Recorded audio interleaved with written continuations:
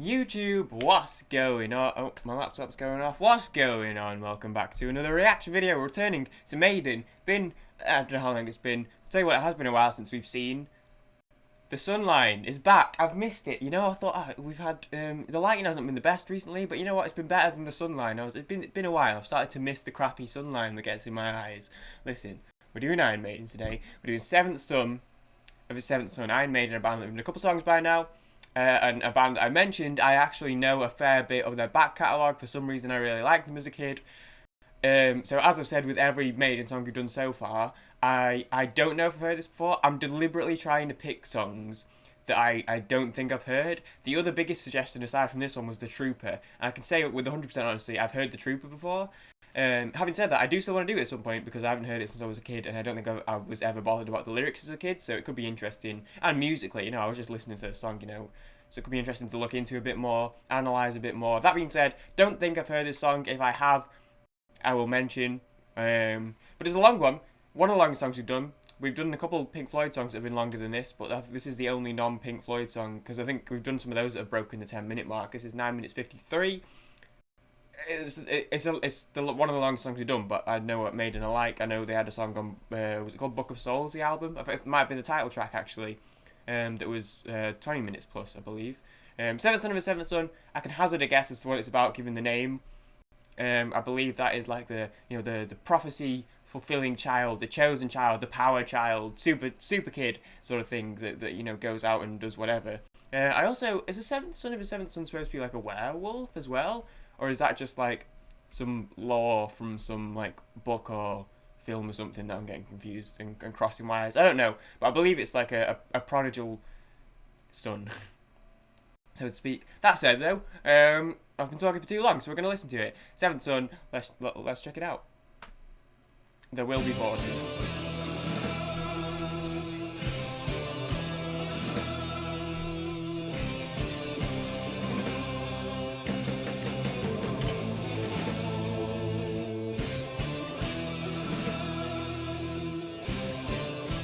I already feel like this is going to be like an epic. There's going to be a lot of building up to stuff.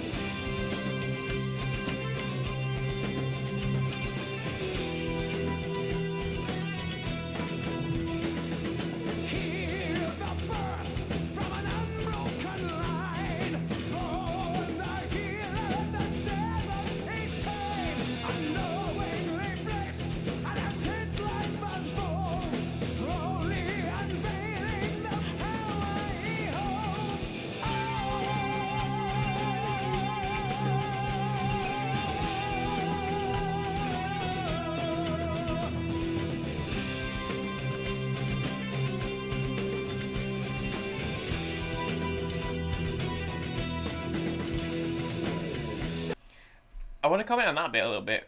I know people don't like the pauses, but with Article 13 having just passed, I don't know how things are going to be in the future. So I'm a bit iffy. I'm just trying to future-proof copyright stuff. But yeah, I feel like I'm trying really hard to think of another word. But that bit in between the verses, the lyrical sections, I'm not going to imitate you, but you know which bit I'm talking about. It's quite nice. I feel like that's the worst word I could possibly use, because that's the word that I was talking about, you know, in primary school English. Never use the word nice in creative writing, you'll lose marks. Any other word but nice, but it's just it's pleasant, which is weird and maybe not the intended outcome, but it's just it's quite smooth, and that's a word I use a lot. and I think it works quite well, which is interesting because that bit's quite like smooth and like doodly-loo, but then the vocals are quite dun dun, like a bit more aggressive, so to speak. And I think it's interesting the way they jump between those two things. It was like that, and then it was the aggressive bit, and then it was the smooth bit, and then it was the aggressive bit. But it bounces off each other quite well, and I don't even know what the implications of that are. I'm not going to say, oh, you know, that specific bit makes a good atmosphere or anything like that. I just think it's something that was quite nice. I think they're doing it quite well, because it's something that, you know, if you're going to be jumping between two contrasting sections of a song so frequently, you know, you can mess it up quite easily, and they definitely haven't messed that up. I think it's quite good. But yeah, so like I said, I feel like it's going to be an epic. I mean, we're 2 minutes of 10 in, and I already feel like everything they've done so far is like absolutely building up, which I know that something is that Maiden's great for. One of our favourite Maiden songs is The Legacy on A Matter of Life and Death. That was my favourite album by them when I was younger. It came out probably about when I was listening to Maiden. I want to say 2000 and... I don't want to say 8, but I feel like it was 5 or 6, actually. But I don't know. But I like that's the one album that I know that I've heard every song on for some reason, because I know it's not one of the most popular albums or anything. But yeah, The Legacy is great for that, the way it builds up, and they have the same melody, and then the same. We'll talk about that another day. But yeah, you know, we're just gonna carry on because I'm sat here talking about. I feel like it's gonna build up, and I'm not. Why? I could just be listening to it build up. So let's do that instead.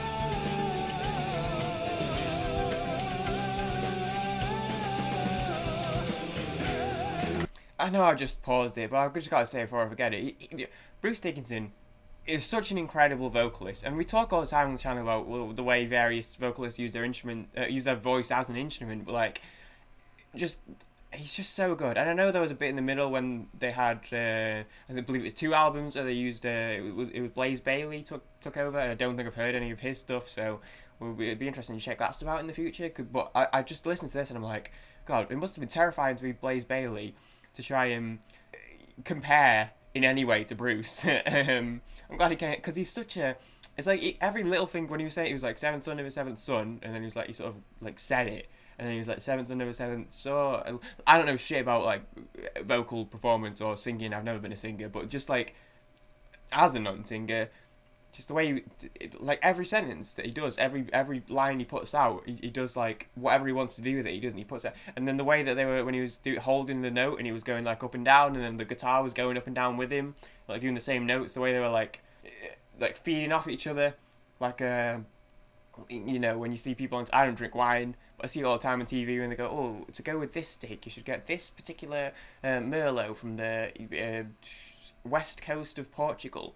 Because it, you know, the way people like match wine with food, I feel like that's what that is. The guitar and the, it's just. They watch the progress he makes, the good and the evil. Which path will he take? Both of them trying to manipulate the use of his powers before it's too late.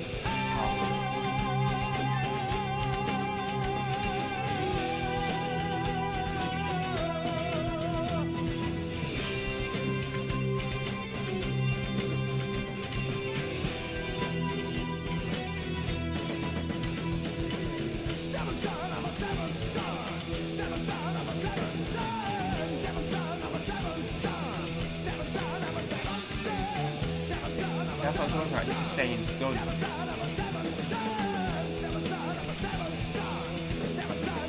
Probably out of sync.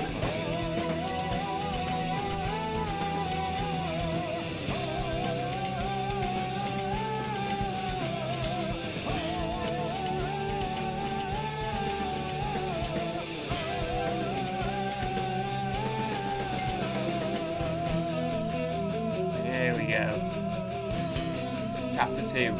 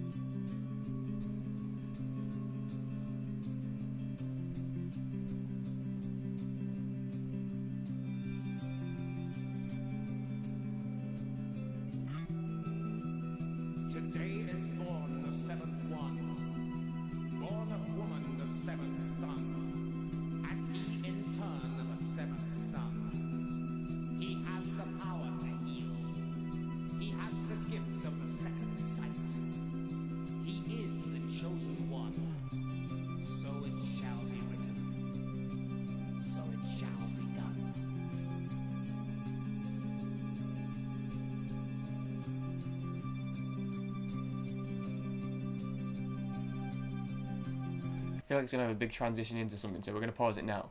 I'm just so, because it's been a couple of minutes. I'm just so. First of all, there's 2 guitar credits here, so I don't know who's played what, but Dave Murray is credited with lead guitar, and then Adrian Smith. Oh no, both credited guitar equally. Dave Murray, Adrian Smith. Were their picks made out of butter? Because some of the guitar work in this is just so smooth, dude. And this is extremely interesting.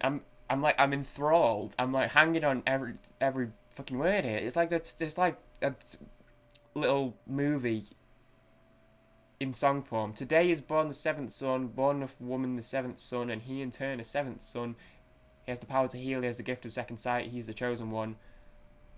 So it shall be written, so it shall be done. And that's actually quite interesting because this is something hip hop does quite a lot with how they use samples. Like in the middle here, this is like a break in the song to have like he's talking basically is what he's doing, and you know, people do that in hip hop. You know, I'm not going to give any great examples beyond No Role Models by J. Cole when he samples the Bush speech when he says, "Fool me once, shame on you. Fool me, can't get fooled again." It's like he said some wacky things. There's an old saying in Tennessee, I know it's in Texas, probably in Tennessee, that says, "Fool me once, shame on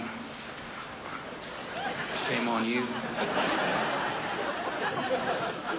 You fool me, we can't get fooled again." And then he turns that into lyrics. But I'm just thinking, all I can think of is like intermission examples, like Good Kid, Mad City, where he has loads of like, not intermissions, but the end of songs is like dialogue to progress. It's hard to explain. I don't think it's related actually. Now that I'm saying it out loud, it's not as closely related as what I'm talking about. But I just think it's interesting the way they've used like in this like a bit of a breakdowny sort of section. The music's come down a bit, and they've got like a vocal piece of someone talking. I don't think this is a sample. I know I was just using samples as an example, but I feel like this was written for this. But yeah, it's just a spoken. The birth of the sun being described as if it's written in a book.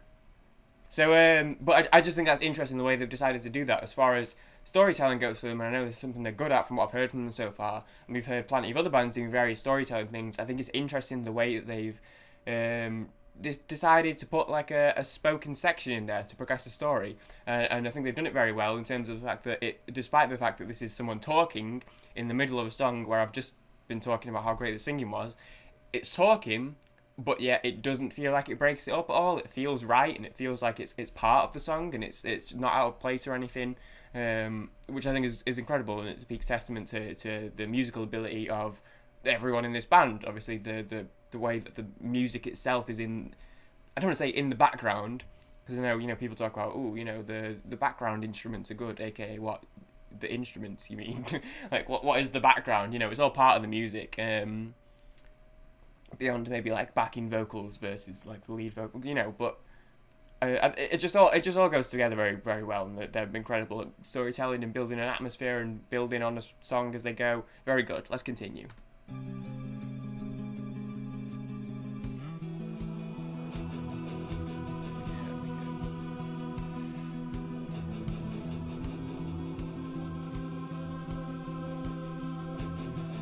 Dude, this is awesome. It's like, I just love everything that's happening right now.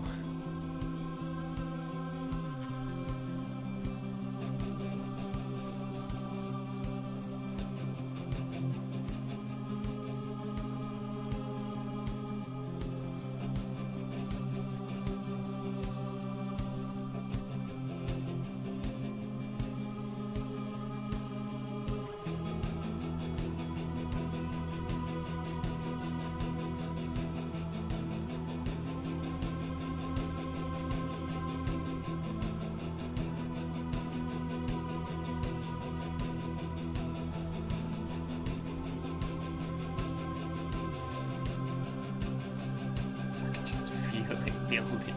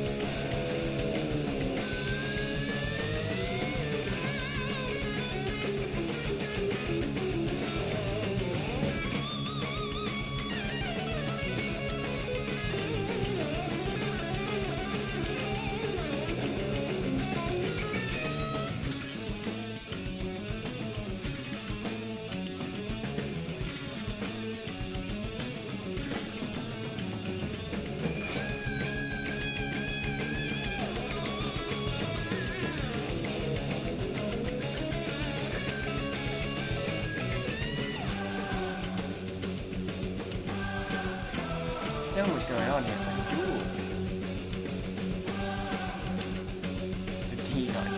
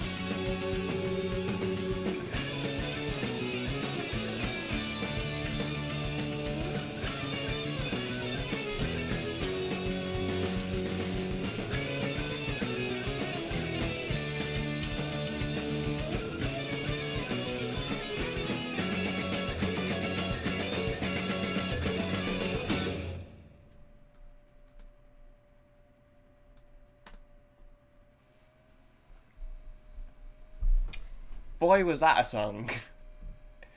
There's so much going. Let me go to the left so I'm not. I thought the end was it was so interesting. The end there, I was just so drawn in to every second of that. But it was interesting the way they did it, that one, because it was like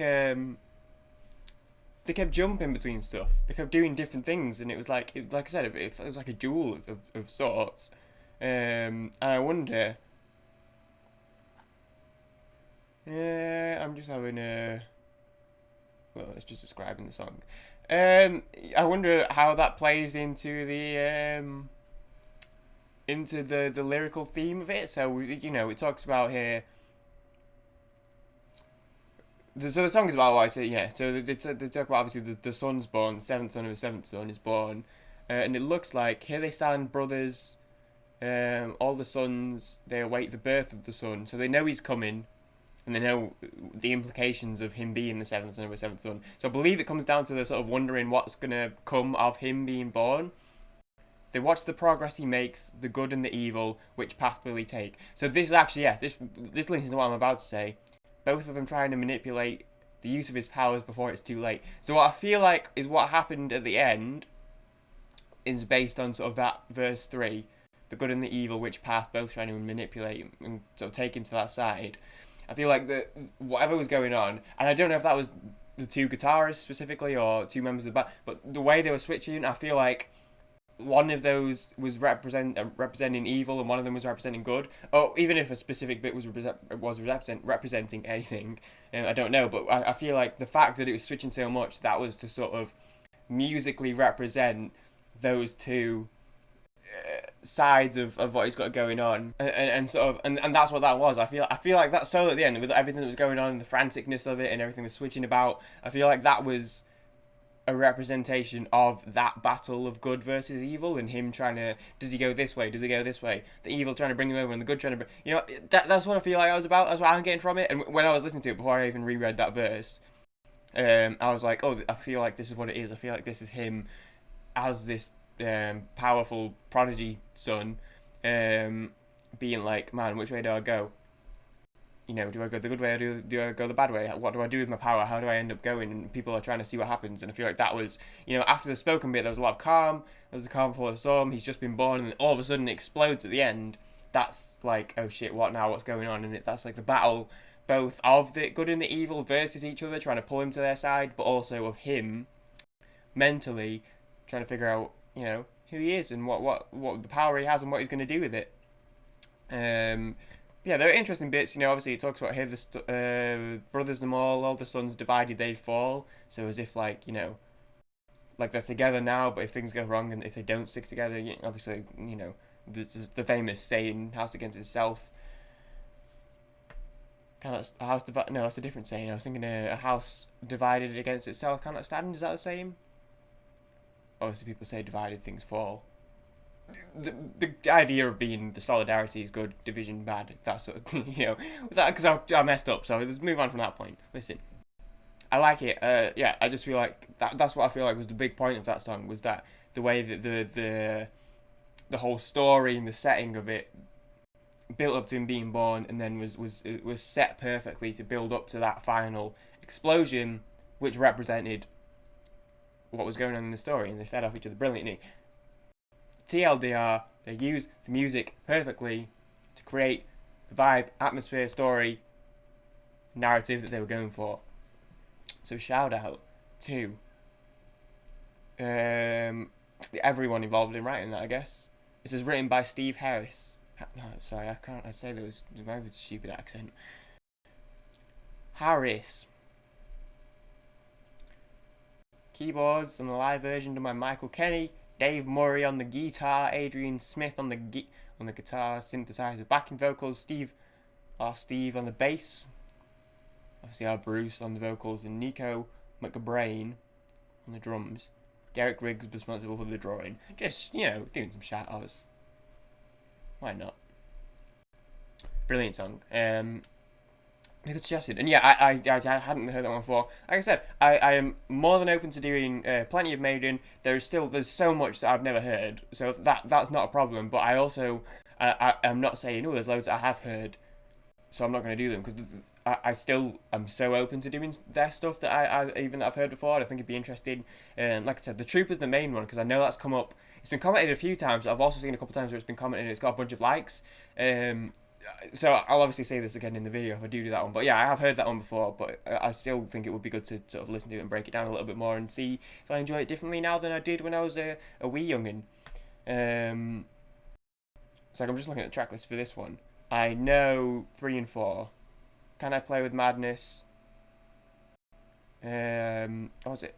Something about Crystal Ball? I don't remember the lyrics. See, there you go. I know it, and I know, can I play with madness? So I know it, but I just don't remember any of the lyrics even now. And I know The Evil That Men Do lives on and on, or goes on and on. I think I said The Clairvoyant, maybe. So yeah, but we'll see. We'll just. It's not like we have any sort of order with this channel at all. So we'll just chuck some songs about, do some reactions. That said, thank you for watching.